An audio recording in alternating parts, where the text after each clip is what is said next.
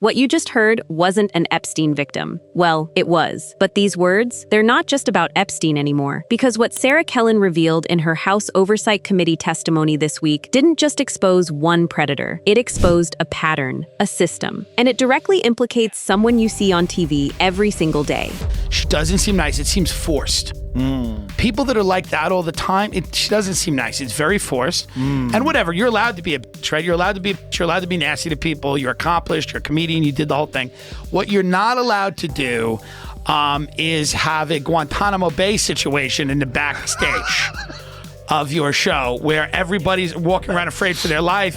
But here's what nobody is connecting yet. The person Sarah is describing, the methods she's revealing, they're identical to someone else's playbook. Someone who built an empire on the phrase, be kind, while running one of the most toxic operations in Hollywood history. By the end of this video, you'll understand why Sarah Kellen's testimony isn't just about the past. It's about exposing a present-day predatory system that's still operating. This is the story Hollywood doesn't want you to see. On Thursday, Sarah Kellen walked into a closed-door House Oversight Committee hearing to testify about her years working for Jeffrey Epstein. For the first time in an official capacity, she sat across from lawmakers and told them the truth. But what makes this testimony so significant isn't just what she said about Epstein. It's what her story reveals about how powerful people in Hollywood operate, how they recruit, how they manipulate, how they silence. And according to multiple sources and former employees, Ellen DeGeneres used the exact same playbook. Let me explain what's happening here. Sarah Kellen was 21 years old, vulnerable, isolated, no family support, no money, no prospects. She was working at a hotel in Hawaii when someone approached her with an opportunity, a job with Jeffrey Epstein. It sounded legitimate. It sounded like escape. After months of unpaid labor, he instructed me to draw him a bath on his island, then ordered me to undress and get in with him, and he said, "The job is yours.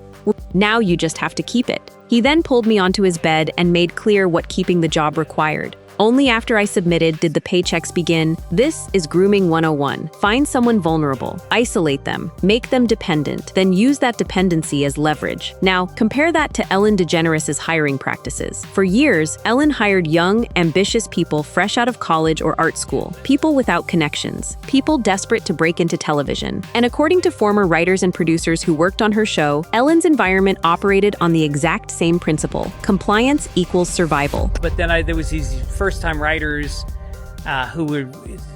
they used to cry. There was a lot of crying in the hallways. If you didn't pitch in her wheelhouse, then she looked at you like you had just stabbed her puppy.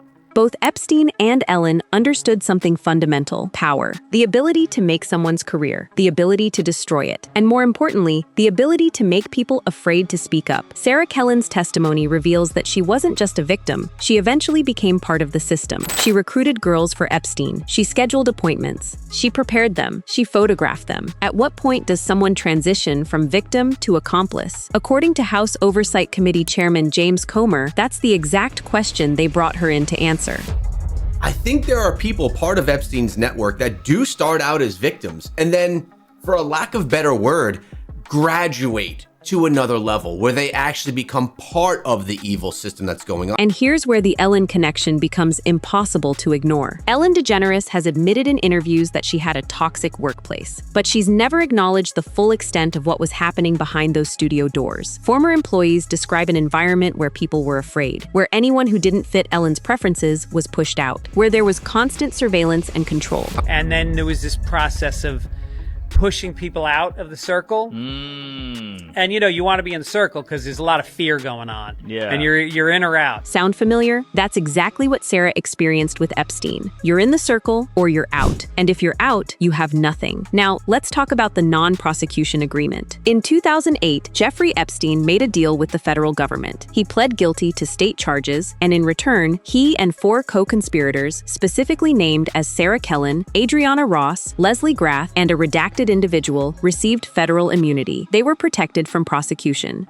In consideration of Epstein's agreement to plead guilty, the United States also agrees that it will not institute any criminal charges against any potential co-conspirators of Epstein, including, but not limited to, Sarah Kellen. But here's what's interesting. Sarah Kellen claims she didn't even know about this agreement until after it was signed. "I did not even know my name was in that agreement until after it had been signed and released to the public.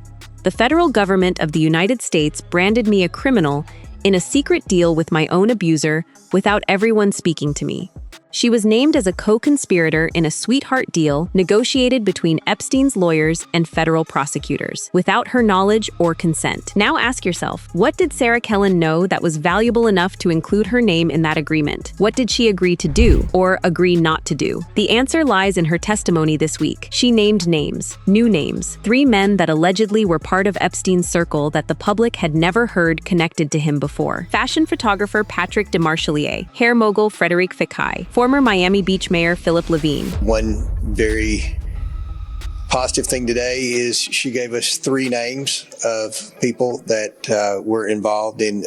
These were new names for us. Why would Sarah suddenly come forward and name these men now? What changed? The answer is buried in the House Oversight Committee's investigation, and it has everything to do with a much larger network of protected people in Hollywood. Think about this. Ellen DeGeneres has admitted she was friends with George W. Bush. She's socialized with countless controversial celebrities. She's been photographed laughing with people accused of sexual misconduct. And according to Ricky Gervais, Ellen used her influence and connections to protect powerful people and herself. That there was such a conscious, deliberate erasing of what it was that I was talking about is what we have to look at. But what if Ellen wasn't just protecting herself? What if she was protecting other people? What if she was part of a larger circle? This is where the Epstein files come in. The newly unredacted Epstein documents released this week reportedly contain thousands of pages of emails, flight manifests, and financial records. And according to sources close to the investigation, several television and entertainment industry figures' names appear in those files. Is Ellen one of them? We don't know yet. The redactions are being slowly removed, and the truth is emerging piece by piece. But what we do know is this. Sarah Kellen's testimony is proving that the system Epstein built wasn't just about him. It was about a network of enablers, recruiters, protectors, and yes, victims who became victimizers. From the beginning, he showed me that he was more powerful than basically anyone in the world. Jeffrey was able to fool and manipulate the brightest minds in the world. Ellen has said the same thing about herself, that she has power beyond what most people realize, that she has connections that protect her, that she has influence that silences critics. Now let's talk about manipulation, because both Sarah and Ellen are masters of it. Sarah testified that Epstein used psychological manipulation to control her. He showed her his power. He demonstrated that he knew everyone. He made her believe she was trapped. Ellen used a different kind of trap, but it was equally effective. She built an empire on a lie. The lie that she was kind. The lie that she genuinely cared about people. Her entire brand revolved around one phrase: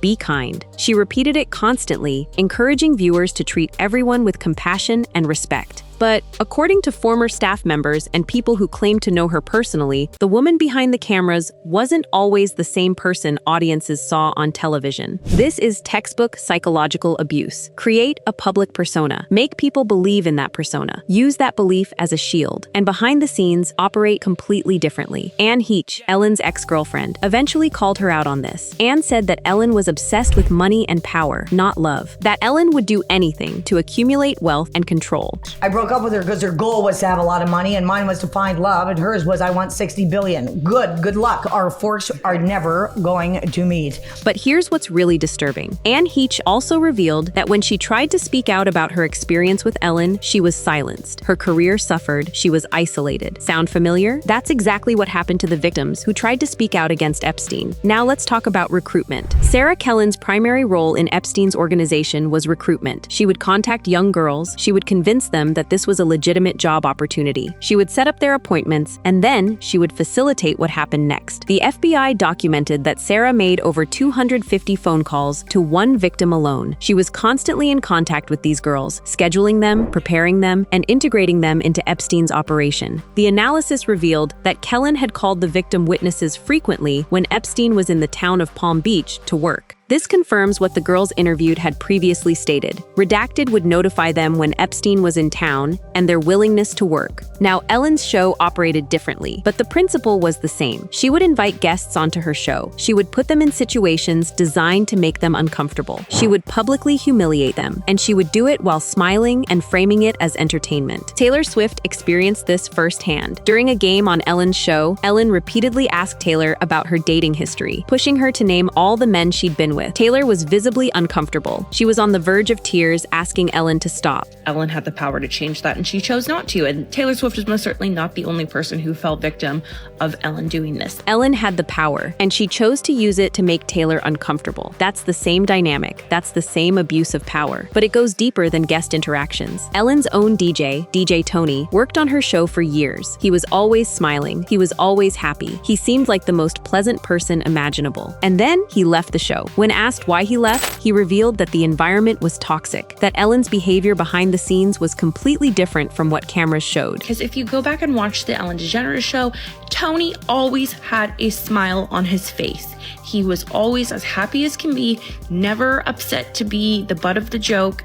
He just seemed like a very pleasant individual. Many have also come to the defense of Taylor Swift, who had a very uncomfortable interaction with Ellen when she went on her show. And then there's Twitch, Ellen's second DJ who replaced Tony. Twitch was found dead in a hotel room in December 2022. It was ruled a suicide, but his mother was immediately suspicious. She believed someone had harmed him. In December of 2022, Twitch was found unalive in a hotel room not far from his residence. It was revealed that Twitch took his own life due to a self-inflicted wound to the head. When Twitch's mother found out that her son had passed away, she was immediately suspicious and believed that someone had harmed him. We may never know what happened to Twitch, but we do know this. He worked in an environment that was psychologically damaging. He worked for someone who had power over his career, and he's dead. Meanwhile, Ellen continues to live in her $15 million mansion, surrounded by her wealth, untouched and protected. Now let's talk about one more thing. Sarah Kellen's connection to NASCAR driver Brian Vickers. Sarah married Brian Vickers in 2015, and in emails discovered in the Epstein files, Brian wrote something remarkable. He described Sarah as someone who had been trafficked and abused by 3 different men for 20 years, starting as a child at age 13. Having a wife that was completely abandoned by her family, over a cult at a young age, then trafficked and forcibly by 3 different men for 20 years straight, starting as a child at 13. 3 different men for 20 years. Now, Sarah has testified that she was abused by Epstein, but who were the other men? And why has this never been fully investigated? The answer might lie in what Sarah revealed this week, the 3 new names. Patrick DeMarchelier, Frederick Fekkai, Philip Levine. What if they're connected to her abuse? What if she was trafficked through a larger network? And what if Ellen was part of that network? We know Ellen was friends with some very questionable people. George W. Bush, who fought against gay rights while she was coming out. Woody Allen, a man convicted of child abuse. And according to Ricky Gervais, many others who should never have been welcomed into her circle. Pretty much any controversial celebrity you can think of is probably buddies with Ellen. Now, let's address the pandemic moment, because it reveals something fundamental about Ellen's character. When COVID-19 hit, Ellen made a decision. She would continue filming her show from her $15 million